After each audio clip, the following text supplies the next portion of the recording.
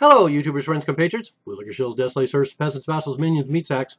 I'm Useful Idiot. Welcome. And let's go to Africa, and specifically Senegal, because there's been new oil and gas discoveries in Senegal and also neighboring Mauritania. And this is going to be have a dramatic impact on the country of Senegal.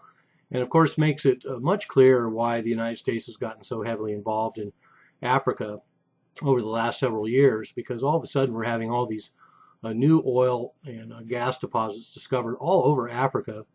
Um, and the oil and gas discoveries in Senegal are huge, 50 trillion cubic feet of gas discovered and 473 million barrels of oil.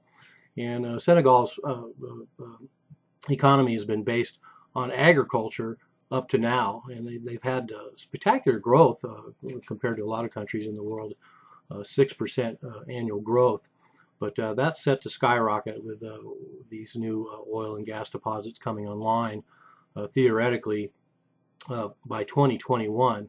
So a very short amount of time, 5 million years, but it's going to take a lot of investment, and apparently a lot of this oil and gas is hard to get to. But of course, the general population is already doubtful that any of the oil wealth is going to reach them, because they've seen what's happened in other countries. Ghana, for example, is a model, and the oil and gas wealth that's been discovered there has been distributed amongst the population. But we see plenty of examples of corrupt governments all over Africa, particularly places like Nigeria, where it has become a nightmare for that country.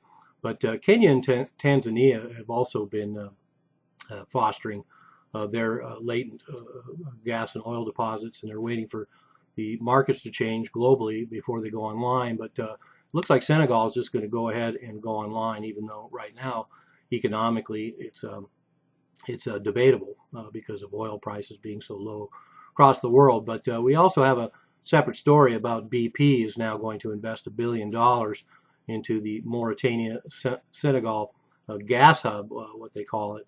So huge investments from BP, and they're buying out and working with a couple of local companies that have already had options there in that country. A Texas-based Cosmos Energy has access to the 50 trillion cubic feet of gas, and then a UK-listed Cairn Energy has access to the 473 million barrels of oil. So right off the bat, we see that once again, it's foreign companies who are in control of the natural resources at this point. But of course, these countries need the expertise of foreign countries, but still we have foreign companies in control of the oil and gas there.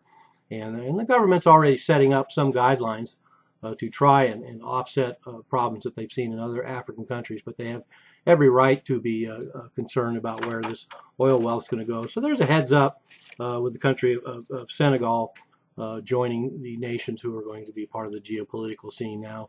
And like I say, this obviously makes it much clearer the United States setting up a military command for the African continent, AFRICOM, under the Bush and Obama administrations. And now we have U.S. troops and operatives in almost every African country. And so when we see all these oil and gas discoveries all over Africa, we can see why the United States wants to increase its presence. So anyway, over the next couple of years, let's keep an eye on Senegal and see if these oil and gas discoveries turn out to be a blessing or a curse, or both. I'm a Useful Idiot. Don't you be one too.